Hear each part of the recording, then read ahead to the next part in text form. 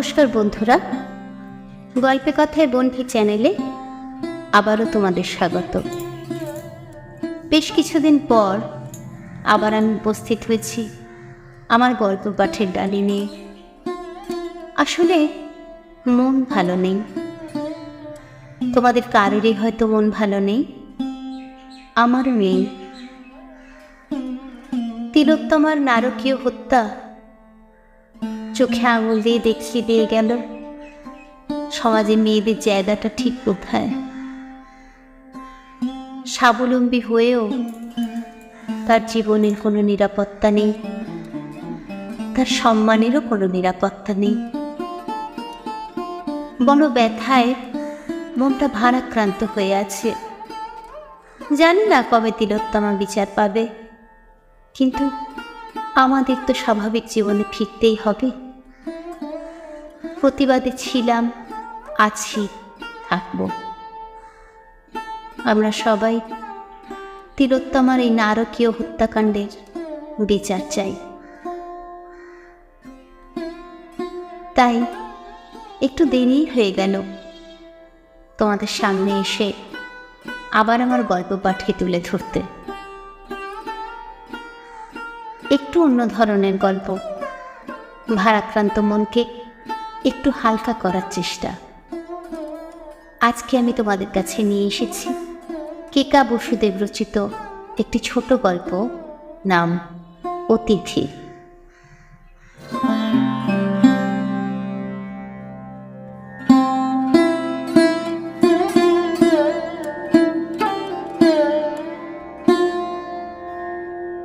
মায়ের ঘরের দরজা দিয়ে মুন্ডু গলিয়ে ছোট কর্তা সামনের দেওয়ালকে শোনালেন, আজ আমার কাছে দুজন নাগা সন্ন্যাসী অতিথি আসবেন।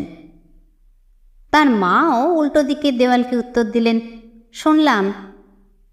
খানিক পরেই মানাদের মাধ্যমে ছোট বউয়ের কাছে শাশুড়ির চিরকুট এলো, বাড়িতে নাগা সন্ন্যাসী কেন? ভেবে চিনতে নিচে লিখে দিলাম, তোমার ছেলে কিছু জটিল যাগযজ্ঞ করাবে। আবার চিরকুট, আমার বাড়িতে এসব অনাথ সৃষ্টি চলবে না। উত্তর গেল, তোমার ছেলেকে বলো। ব্যাস, পত্রাঘাত স্তব্ধ। মানে ছেলেকে আড়াই ঘর এগিয়ে দেওয়া মাত্র ভদ্রমহিলার ক্ষাত্রতেজ প্রশমিত হইল। মোটেই ভাববেন না আমাদের বাড়িতে এমন কমপ্লেক্স মেথডে ভাব বিনিময় হয়। আসলে যে সময়ের কথা, তখন বাড়ির গার্জেনদের সঙ্গে ছোট ছেলে আর তার বউয়ের বাড়াবাড়ি রকম অসহযোগ চলছিল। কুকুর লেজোরানি পর্যন্ত আমাদের সঙ্গে জলচল বন্ধ করেছিলেন। ছেলে মাকে হুমকি দিয়েছিল সে নাকি ভয়ঙ্কর কিছু একটা ঘটাতে চলেছে। চিরকুটে যাগযজ্ঞের উল্লেখ মাত্র শাশুড়ি ভেবে নিলেন এই বোধহয় সেই ভয়ঙ্কর কিছু একটা। বাড়িতে নাগা সন্ন্যাসী তুলে এনে মরণ উচাটন বান মারামারি শুরু হবে নির্ঘাত। ওপর মহলে চটপট কি আলোচনা হলো কে জানে। শাশুড়ি তো বটেই, বাকি সদস্যদেরও যে মুখগুলো ইদানিং কিছুটা হলেও প্রসন্ন হয়েছিল, সেগুলো আবার ঘোরতর আকার ধারণ করল। শুধু কিশোরী ভাসুর্যের মহা আহ্লাদ, কি মজা, আমাদের বাড়িতে নাগা সন্ন্যাসী আসছে। আচ্ছা বৌমা, এরা সত্যি সত্যি ছাই মেকে ন্যাংটো হয়ে আসবে তো?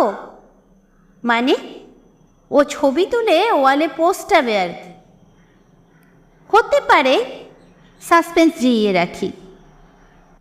ওদের কাছে নয় শত্রুতা করে চেপে গেছি, কিন্তু আপনাদের আসল খবর দিতে কোনো প্রবলেম নেই।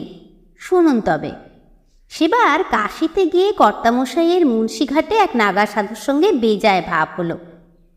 আমার কুস্বভাবের জন্য প্রচুর রিকোয়েস্ট করা সত্ত্বেও সাধুর ধারে কাছেও যায়নি, ওসবে মহা অ্যালার্জি।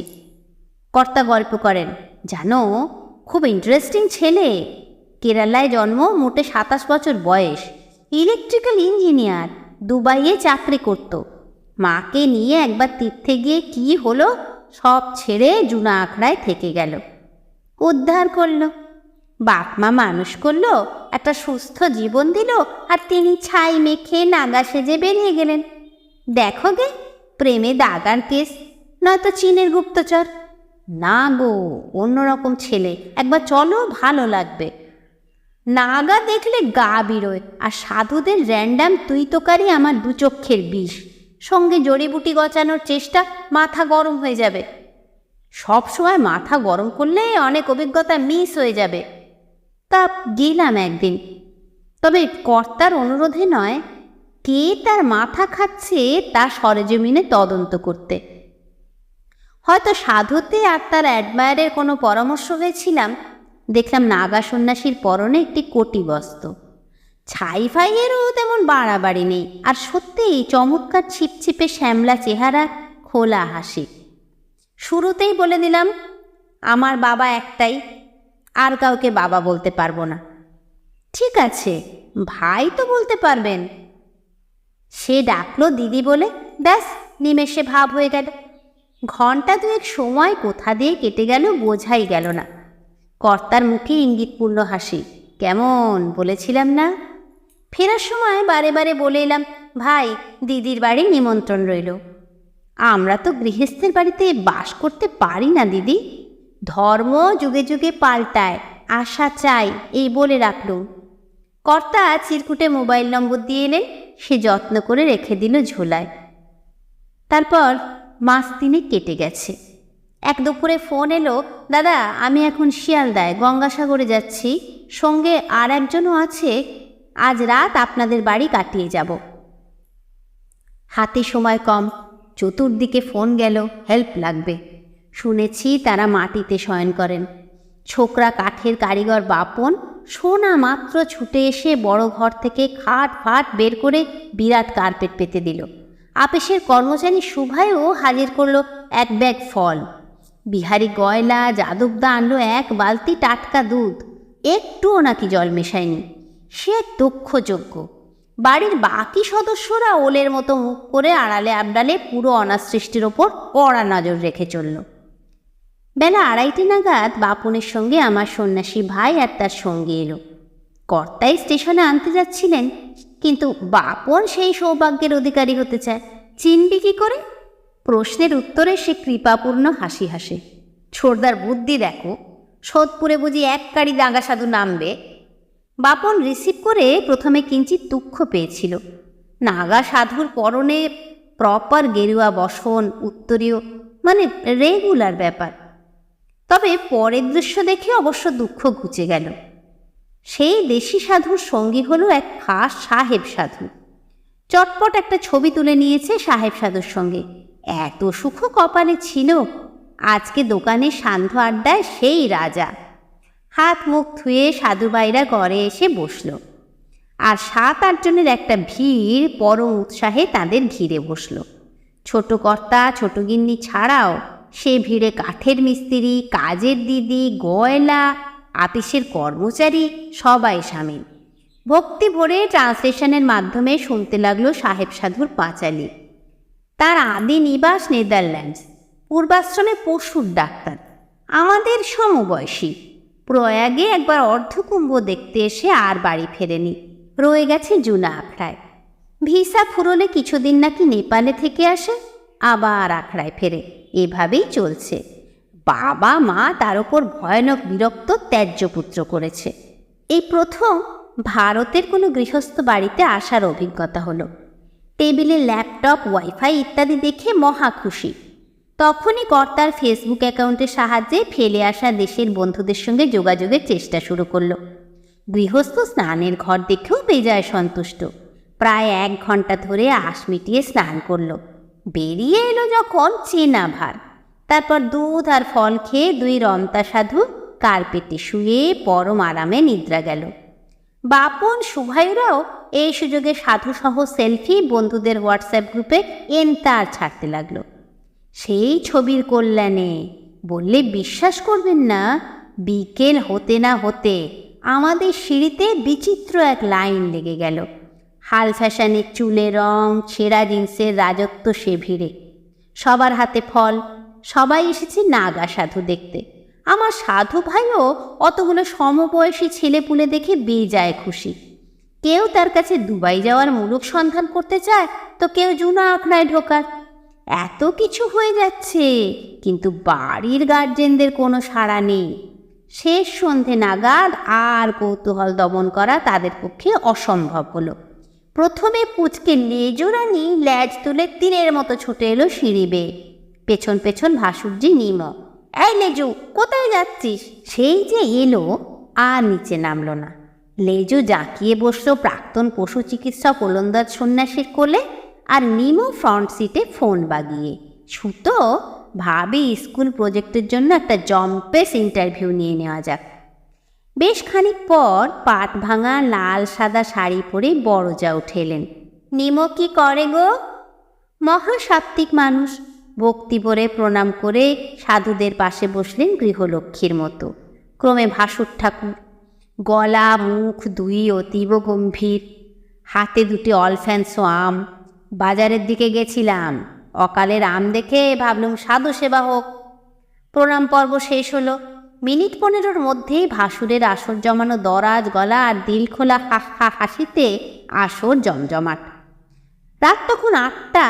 সিঁড়িতে লাঠি জুতোর যুগপৎ গুরুগম্ভীর আওয়াজ, যেটা শোনার জন্য এতক্ষণ কান পেতেছিলাম। কোনো দিকে না তাকিয়ে শাশুড়ি মহারানী ভিক্টোরিয়ার কায়দায় আসরে আবির্ভূত হলেন। সাধুরা তড়াক করে উঠে দাঁড়ালো, কিছুতেই তাকে দণ্ডবৎ হতে দিল না।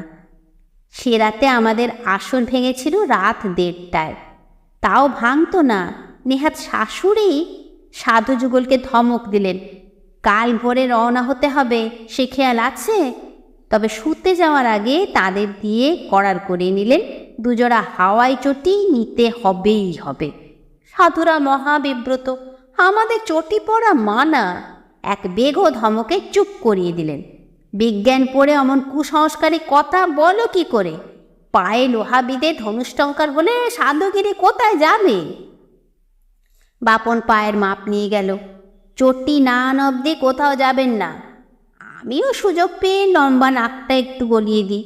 শুতে যাওয়ার আগে মশা মারার যন্ত্রের সুইচ চালু করে বলি, শরীরকে কষ্ট দিয়ে মুখ খোলা বোধহয় হয় না। বুদ্ধদেব খালি পেটে দিনের পর দিন সাধনা করেছেন, সত্যের দেখা পাননি।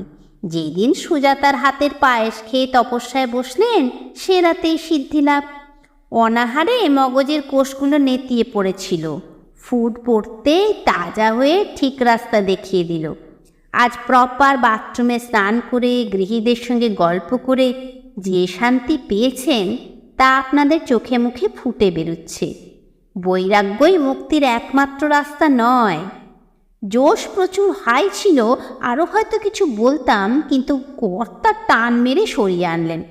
আর মগজ ধুলাইয়ের দরকার নেই। জুনা আখড়ার মাতারা টের পেলে চিমটে দিয়ে খুঁচিয়ে মারবে। পরদিন সকাল 9টায় শাশুড়ির দেওয়া নতুন হাওয়াই চটি পরে 2 নবীন সাধু রওনা হলো গঙ্গাসাগরের পথে। কোথা থেকে খবর পেয়ে 2-4 জন পড়শিও এসে জুটেছেন গেটের সামনে। প্রণাম করে বিদায় দিলেন। তারাও হাসি মুখে হাত নেড়ে বড় রাস্তার দিকে এগিয়ে চলল দৃঢ় উদাসী পদক্ষেপে। ফিরেও তাকালো না। চলে যাওয়ার সে পথের পানে চেয়ে ভারত সরকারের দুধে আমলা প্রবীরদা বলে ওঠেন, রাজা রাজা, এবারের জন্মটা বৃথাই গেল, পরের বার লড়ে নেব।